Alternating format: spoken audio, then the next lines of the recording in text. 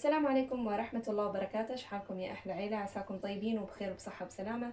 اللهم صل وسلم وبارك على نبينا محمد.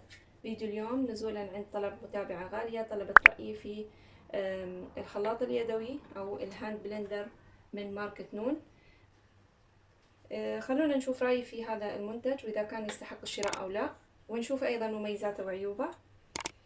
مبدئيا خلاط نون اليدوي بيكم عبارة عن 5 قطع. أول شي عنا الكبة، وبعدين عنا كوب من الأكريليك اللي غطاءه بلاستيكي، وكذلك عنا اليد هذه اللي هي فيها المحرك أصلا وهو الجزء الأساسي في الخلاط اليدوي.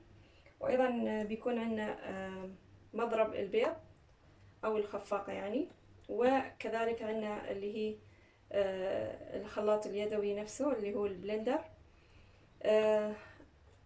طبعا بالنسبة للخلاط اليدوي أو البلندر ممكن يضرب الشوربة أو الطماطم خلال دقايق يعني. في شفرتين مثل ما انتم شايفين، لكن هذيل الشفرتين حادات و يعني قويات صراحة. خلونا أول شي نعرف سعره. أنا اشتريته قبل سنة تقريبا، كان سعره حوالي 69 درهم، كان في عرض. ولكن هذه الأيام أتوقع سعره 150، قريب من 150 درهم يعني. للأسف العرض خلص عليه. الجهاز 250 واط يا بنات. أول شي عندنا الكبة. سعة الكبة 500 ملي، داخلها شفرتين حادات، ولها طبعا الغطاء اللي يتركب عليه المحرك هذا أو اليد علشان تفرم. ممكن تفرمين في الكبة البصل، الطماطم، كذلك اللحم، وممكن تفرم لك الثوم والزنجبيل بكل سهولة يعني، وحتى المكسرات ممكن تفرمها. هنا عندنا الكوب، يستخدم عادة مع المضرب هذا للخفق. يعني مثلا تبين تخفقين بيض، تبين تسوين كريمة حق تزيين الكيك، أيضا ممكن تستخدميها مع هذا المضرب أو الخلاط علشان إذا حابة أنت تسوين عصير أو تسوين سموذي أو غيره، ممكن تستخدمين هذا الكوب. عندنا هذه اليد أو اللي فيها المحرك، تحتوي على سرعتين. راح نشوف كيف بنستخدمهم إن شاء الله. وبالنسبة للفيشة مثل ما انتم شايفين ثلاثية، و 250 فولت تقريبا، 250 فولت. بالنسبة للخلاط هذا يا بنات، مثل ما قلت لكم الشفرات حادة جدا، لازم نتوخى الحذر لما نستخدمها. بالنسبة للخفاقة ممكن نستخدمها لخفق البيض أو عمل الكريمة. ممكن تستخدمين هذا المضرب بكل سهولة. خلونا نتكلم أول شيء عن المميزات. طبعا بالنسبة للمميزات، أول شغلة حابة أني أتكلم فيها هي السعر. صراحة السعر اللي أنا اشتريته به سعر جدا منخفض كان، يعني حوالي 70 درهم. لا شيء يذكر يعني مع كمية المهام اللي تأديها. يعني أنا أشتغل بها وتقريبا تامة عندي من سنة يعني، قاعدة أني أشتغل فيها، فهي تقريبا يدي اليمين في المطبخ. يعني أضرب بها الشوربة، أفرم فيها البصل والثوم والزنجبيل. أحيانا أفرم في هذه الكبة، أفرم فيها مرات الهيل، لأني ما أحب أني أخلي الهيل ناعم وايد، فأفرمه في الكبة.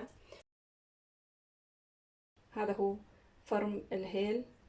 أنا أحب أني أفرمه خشن علشان أستخدمه في الشاي والقهوة وغيره. صار لي سنة أستخدمه ما شاء الله لحد الآن، يعني الأمور طيبة معي صراحة.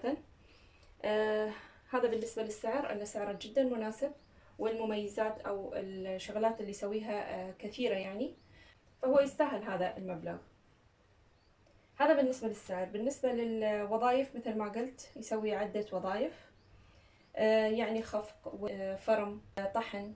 إذا يسوي لك عدة وظائف، فهو جهاز ممكن يغنينا أيضا عن الخلاط العادي أو الفود بروسيسور. تعالوا نتكلم الحين عن العيوب. ما عجبتني الكبة لأنها مصنوعة من الأكريليك، وحتى الكوب مصنوع من الأكريليك. يعني أي طيحة يعني مثلا يطيح من الرخام أو شيء ممكن يتكسر عندش مثل ما حصل معاي. فهنا لو بتلاحظوا هو مكسور، يعني الكبة مكسورة، هنا أيضا مكسورة شوفوا. لكن إلى الآن شغالة، يعني ما وقفت عن العمل، ما يتسرب منها السوائل للحين يعني، فأنا أشتغل فيها عادي. يمكن هذا اللي ما عجبني فيها، لأنها ممكن تتكسر. بالنسبة للكوب والكبة ممكن يتكسروا بسهولة صراحة. أكيد لازم تكونين حريصة على استخدام الكبة والكوب بحيث أن ما يتكسروا عندك، يعني تحافظين عليهم قدر الإمكان. أنا بالنسبة لي بنتي كانت تفرم في طماطم، فطاح من الرخامة إلى أسفل وتكسرت مثل ما شفتوا. هذا اللي أنا شايفاه يعني في كعيب يعني في الخلاط اليدوي. أيضا بالنسبة للصوت، صوته عالي، ولكن أتوقع أن معظم الأجهزة الكهربائية صوتها عالي، فهذا ما يشكل أي مشكلة بالنسبة حقي، لأن معظم الأجهزة الكهربائية مثل ما قلت صوتها بيكون عالي. وبالنسبة للفترة الزمنية اللي أنت بتشتغلي فيها بالهاند بلندر مو طويلة وايد يعني. الحين بنسوي فيها رغوة الكابتشينو، بنشوف مع بعض كيف نستخدمه. بنستخدم الخفاقة، لأن استخدمت معاكم الهاند بلندر نفسه في تفريز الطماطم، واستخدمنا الكبة لما كنا نفرزن الثوم والزنجبيل، وكذلك لما كنا نرتب التوابل طحنت فيها بعض التوابل مثل الهيل، وشفتوا معي كيف درجة الطحن مالته. ممكن نطحنه أكثر، بس أنا ما حبيت يعني أطحنه أكثر، لأني أنا متعودة على استخدام الهيل ويكون خشن يعني شوية في الشاي وفي القهوة. خلونا نستخدم الخفاقة اليوم علشان نخفق الكابتشينو. يلا يا بنات نسوي رغوة الكابتشينو في هذا الكوب الأكريليك. بنحط مقدار من النسكافيه حوالي ربع كوب، نفس المقدار يعني ربع كوب من السكر.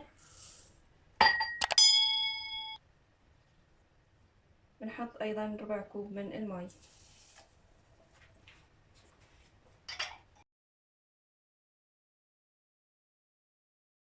تحطين المضرب داخل اليد وتلفينه لحد ما تسمعين صوت. راح نستخدم السرعة رقم 1 وبعدين ننتقل إلى السرعة 2. بسم الله.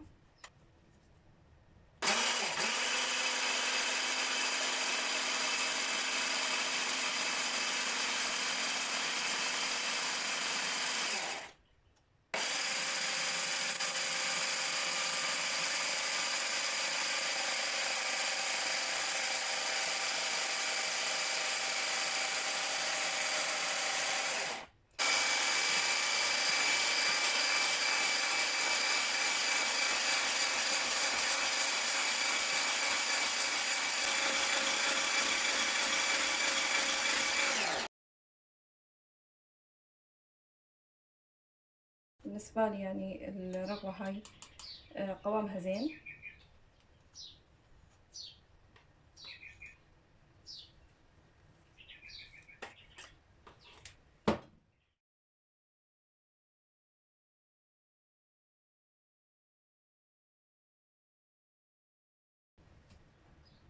بحط الرغوة في أي علبة عندي وإلى الفريزر بستخدمها وقت الحاجة.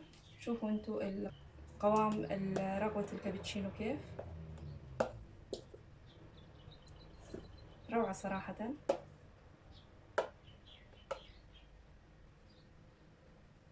خلال فترة قصيرة جدا سويت أحلى رغوة كابتشينو. راح تضل معي فترة.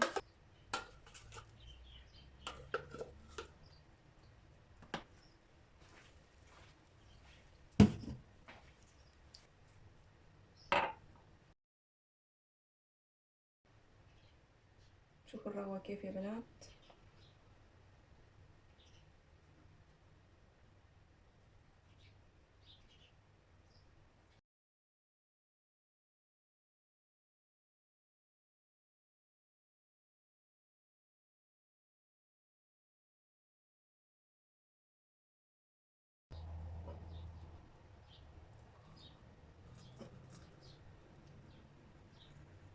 الله الله على كوب النسكافيه الروعة.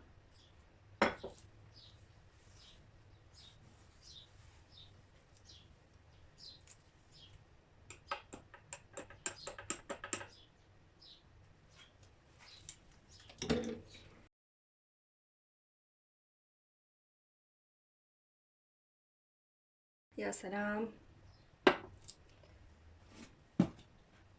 الكمية الباقية قلنا بنحطيها في الفريزر ونستخدمها حسب الحاجة.